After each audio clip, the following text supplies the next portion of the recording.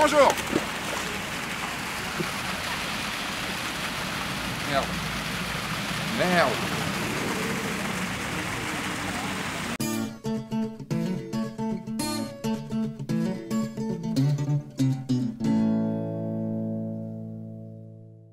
Bonjour, je suis Sébastien Roignan et vous êtes bien dans un nouvel épisode de F1.4. Vous savez, si vous le suivez F1.4, je ne suis pas quelqu'un qui est très porté sur le matériel. C'est vrai, il me sert beaucoup, je ne saurais pas faire sans, parce qu'il m'aide à faire mes photos, parce que je ne pourrais pas faire de photos sans appareil photo, mais vous savez très bien que pour moi ce n'est pas l'essentiel et ce n'est pas l'appareil qui fait le photographe. Le plus important, c'est ce que vous avez à l'intérieur, c'est votre œil, c'est votre éducation, c'est tout ce que vous êtes. Mais comme vous êtes très intéressé par mon matériel, eh ben, je vais vous montrer, je vais faire un déballage de mon sac, je vais vous montrer tout le matériel que j'ai, enfin tout le matériel que j'utilise. On va commencer par les appareils photo. Ce que j'ai dans mon sac, c'est un 5D3, ici, et j'ai un 5D2. Et j'ai également un deuxième 5D2, mais bon, il faut bien que je me filme avec quelque chose, donc il est là, en train de me filmer. Pourquoi j'ai autant d'appareils ? Ben d'un, parce que j'en ai un qui commence, j'ai un 5D2 qui commence à plus vouloir trop bien marcher. Et puis, donc je l'ai changé, puis je me suis acheté un 5D3 pour pouvoir être bien en mariage, pour avoir des bons ISO, enfin pour pouvoir monter en ISO au mariage et tout. Donc voilà, puis en tant que photographe professionnel, il faut toujours aussi avoir un backup. Donc il faudrait même que j'ai un deuxième 5D3, mais on verra plus tard, j'ai d'autres investissements à faire pour le moment, vous allez le voir un peu plus tard. Hop. Maintenant, on va passer aux objectifs. Les objectifs, qu'est-ce que j'ai dans mon sac? J'ai un 24 mm f1.4, mais comme pour le 5D2, il est là en train de me filmer. Donc du coup, je ne pourrais pas faire de vidéo si je ne l'avais pas ici sur mon appareil photo. Donc j'ai un 24 1.4. J'ai également le 50 1.4 avec son beau bouchon. Un bon bouchon de chez Kaiser, si je dis pas de bêtises. J'en parlerai bientôt de ce type de bouchon, parce que je le trouve cool, ce bouchon. Ensuite, j'ai quoi? J'ai un 135 f2, de chez Canon aussi. J'ai un 24-70 que je n'utilise pas beaucoup, j'utilise surtout quand je suis en corporate, quand j'ai besoin de... par exemple, je ne peux pas changer de focale, je ne peux pas avoir deux appareils photo sur moi, je prends mon 24-70. J'ai également... Je l'aime celui-là. Oui, je sais que je suis pas très matos, mais je l'aime parce qu'il m'a permis de faire beaucoup de photos. Il m'a permis de faire quasiment toute ma série Soledad. C'est le 14 mm de chez Samyang. J'ai également un objectif qu'on m'a offert. Merci Guilhem. C'est un Helios 44. Ça équivaut à peu près au 50 mm, mais surtout il a été modifié par Guilhem pour le mettre en freelancing. Et j'ai fait beaucoup de photos avec. C'est pas très facile de l'utiliser, mais je le trouve absolument génial. C'est un Helios 44-2. Voilà. Tac. Qu'est-ce que je... Ah oui, j'ai ça. Qui est un dialyscope made in France. Satek. En gros, c'est un... Si vous regardez à l'intérieur, je sais pas si vous pouvez voir. C'est incurvé à l'intérieur. Et en fait, c'est un objectif. Enfin, c'est pas vraiment un objectif, c'est une lentille qui permet en fait de filmer ou d'envoyer en cinémascope. C'est-à-dire avec un format plus étiré. Malheureusement, j'ai jamais vraiment réussi à le faire marcher. C'est encore une grosse énigme pour moi. J'ai jamais vraiment pris le temps de le faire marcher. Un jour, j'y arriverai. J'espère. J'avais un 1740, mais malheureusement, il s'est cassé. Il s'est cassé. Voilà. Sur ces objectifs-là, j'utilise celui-là, le 24 mm que vous voyez, et le 14. Le 24-870, je l'utilise très peu. Celui-là, je l'utilise malheureusement très peu. Enfin, j'ai pas forcément beaucoup l'occasion, et celui-là, jamais. Donc voilà, il y a surtout ces 4 objectifs-là, et je dirais même plus, en tant que prestataire, c'est le 50, le 24 et un peu le 135. Voilà. Maintenant, on va parler lumière, parce que oui, ça m'arrive de faire du flash, et vous aurez peut-être une surprise après dans l'épisode. Tout d'abord, deux flash Cobra. J'ai un Canon Speedlight 430 EX2, qui est ici. J'ai un Yongnuo quelque part.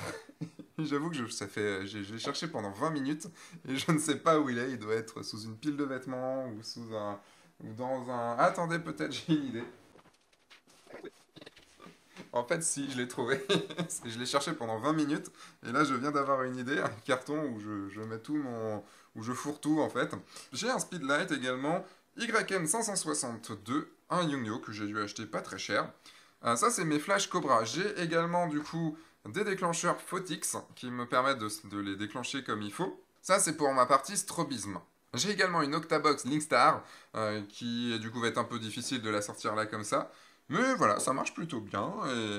Mais, je peux faire là un petit changement là-dedans. C'est-à-dire que je les mets ici. Et je vais pouvoir sortir... Non, je vais pas sortir tout de suite ma nouveauté. Je vais rester dans ce que j'avais avant. J'avais ça. Ce qui est une lumière LED de chez Aputure. C'est une lumière LED qui m'a permis en fait d'aller faire des mariages et tout ça. Et ce qui me permet voilà de faire des mariages avec. Ça marche plutôt bien. Et en plus on peut foutre une batterie dessus. Donc on peut avoir des piles et une batterie. Ce qui est plutôt pas mal. Et en plus si j'en avais deux, je pourrais faire... Oh ah, je pourrais sauver les gens avec. Ensuite, je vous avoue que je suis quand même un tout petit peu excité par cette nouveauté. C'est du matériel et je suis un peu excité.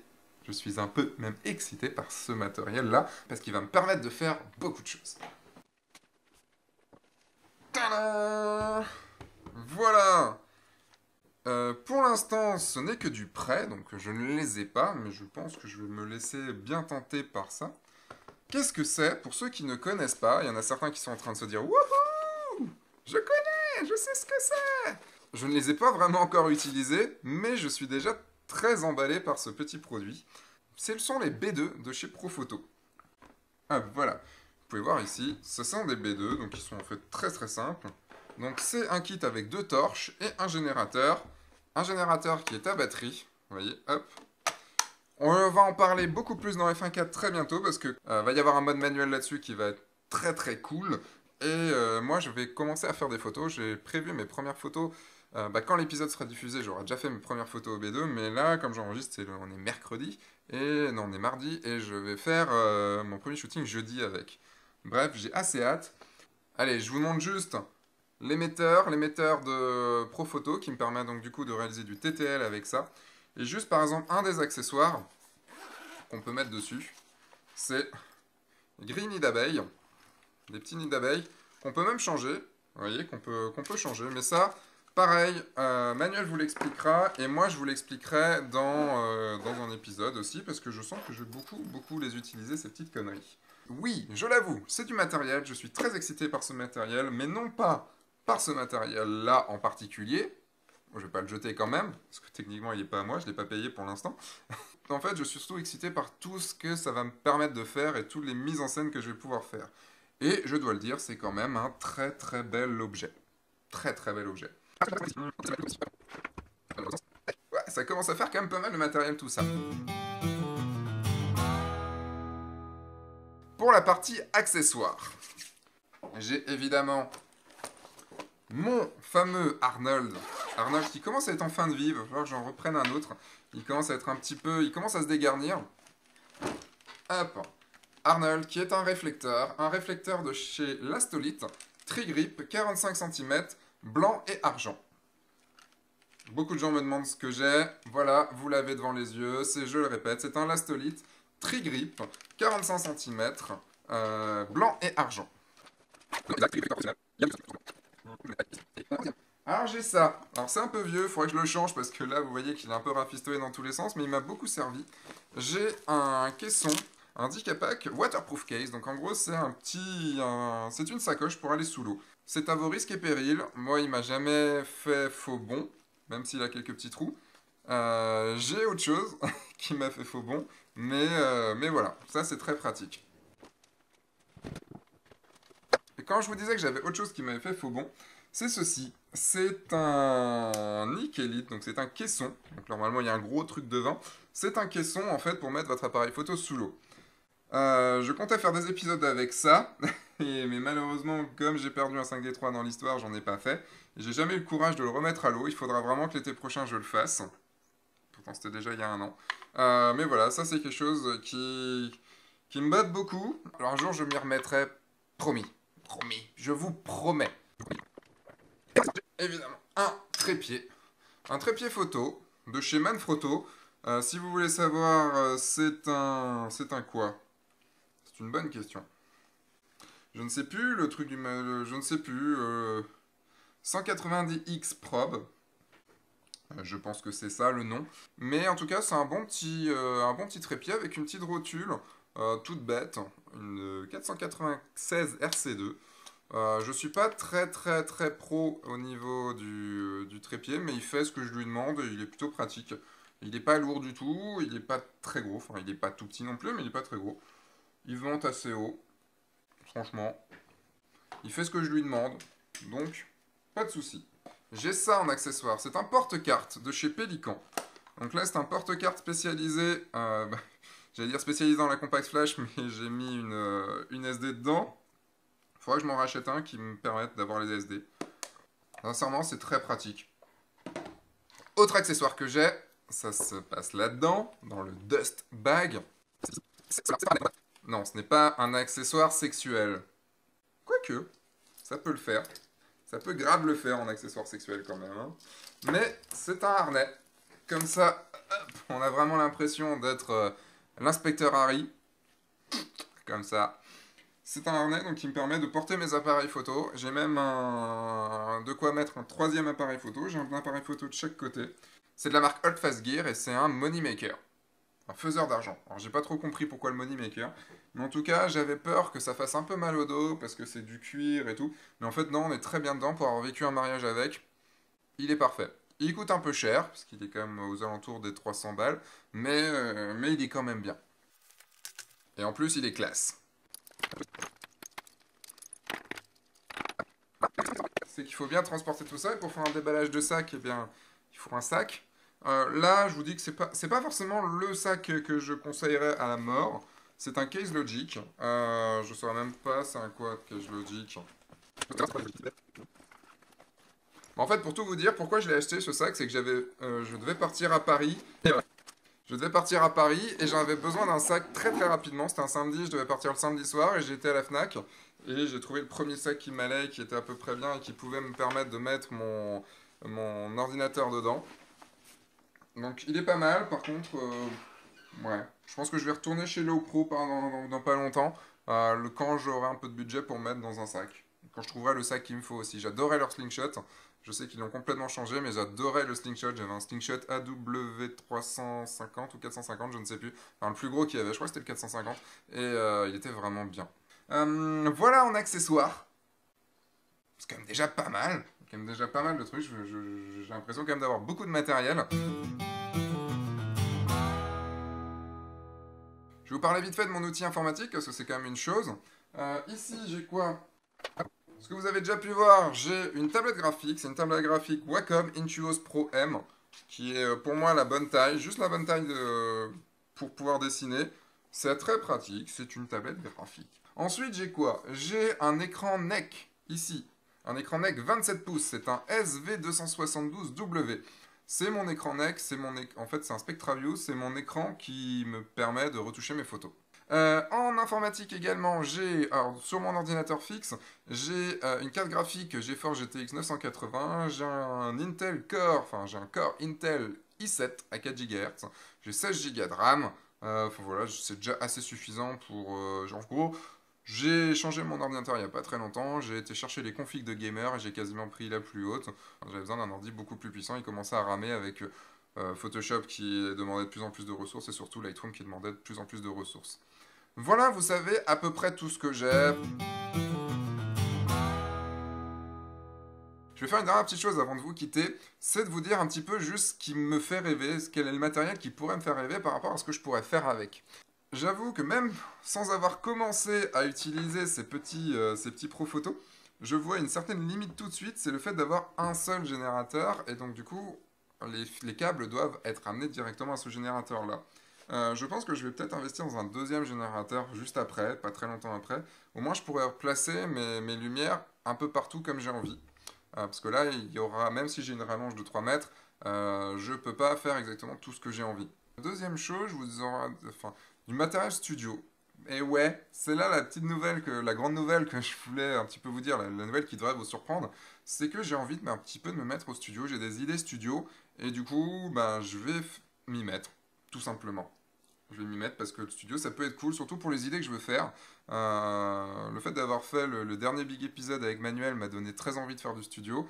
Je me dis que ça va pouvoir, je me dis que je vais pouvoir bien retoucher mes photos dessus Dès que j'ai mon local à moi, dès qu'on se prend un local pour F1.4, il y aura un studio dedans, et ça va plutôt être cool.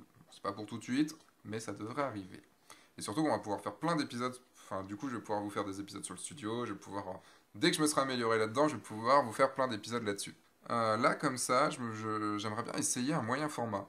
J'aimerais bien essayer donc un moyen format numérique, voir comment ça se passe, quel est le process derrière. J'ai un peu peur de certaines choses au niveau du poids du fichier, au niveau de sa retouche derrière, parce que c'est des très gros fichiers. Quand on touche des 50 millions de pixels, ça commence à être assez compliqué. Mais voilà, j'aimerais bien essayer, et pourquoi pas? J'ai envie de dire, pourquoi pas? Mais bon, ça coûte quand même le prix d'une grosse bagnole, donc je vais éviter. Donc les tutos sur le moyen format, ça sera pas pour tout de suite. En même temps, je suis pas sûr que ça puisse intéresser beaucoup de monde. Voilà ce que j'avais à vous dire, voilà le matériel, je suis entouré de matos, c'est quand même assez rare dans F1.4 pour le souligner. Et vous savez aussi que pour moi, du matériel reste du matériel, aussi cher puisse-t-il être. Juste une chose par rapport à ça, parce que certains m'ont dit, bah oui, mais toi, tu gagnes de l'argent, donc du coup, faut changer ton matériel, c'est bien beau de dire que le matériel c'est du matériel, mais comme tu gagnes de l'argent, toi, t'as pas de souci pour changer ton 5D3 si tu le casses. Je vous dirais, ouais, mais je suis photographe professionnel, mon matériel me sert à gagner de l'argent. Je dirais que c'est comme un taxi qui conduit une voiture, sa voiture elle peut tomber en panne, il peut avoir des accidents, s'il veut continuer son métier, il devra bien racheter une autre. Donc moi c'est pareil, si je veux continuer à faire des photos, il faut bien que je me rachète du matériel. Et ce matériel, non pas comme un photographe amateur qui lui ne fera pas d'argent avec son matériel, donc du coup ce sera une perte sèche. Moi, je fais quelques mariages, mon matériel est rentabilisé. Je fais quelques prestations, mon matériel est rentabilisé. Donc il faut voir vraiment les choses d'une façon très différente. En tant que professionnel, oui, mon matériel me sert à faire des photos. Et si je le casse, eh ben, je gagnerai juste un peu moins d'argent à la fin du mois. Voire même beaucoup moins d'argent peut-être. Voilà ce que j'avais à vous dire. J'espère que ça aura répondu à pas mal de vos questions. Je vous souhaite de joyeuses fêtes, parce qu'on arrive, du coup, on est le 20 décembre, enfin cet épisode est diffusé le 20 décembre. Je vous souhaite vraiment de joyeuses fêtes, de joyeuses fin d'année. Si vous avez aimé cet épisode, n'hésitez pas à le liker, à le commenter, à le partager à quelqu'un qui pourrait en avoir besoin, et à cliquer surtout ici pour recevoir un big épisode gratuit, si ce n'est pas déjà fait, où je vous explique Photoshop et je vous dis comment maîtriser Photoshop en 10 astuces. Je vous souhaite vraiment de belles fêtes de fin d'année, et je vous dis à la semaine prochaine, non, à dans 2 semaines. Entre-temps, sortez, faites des photos et amusez-vous. Au revoir.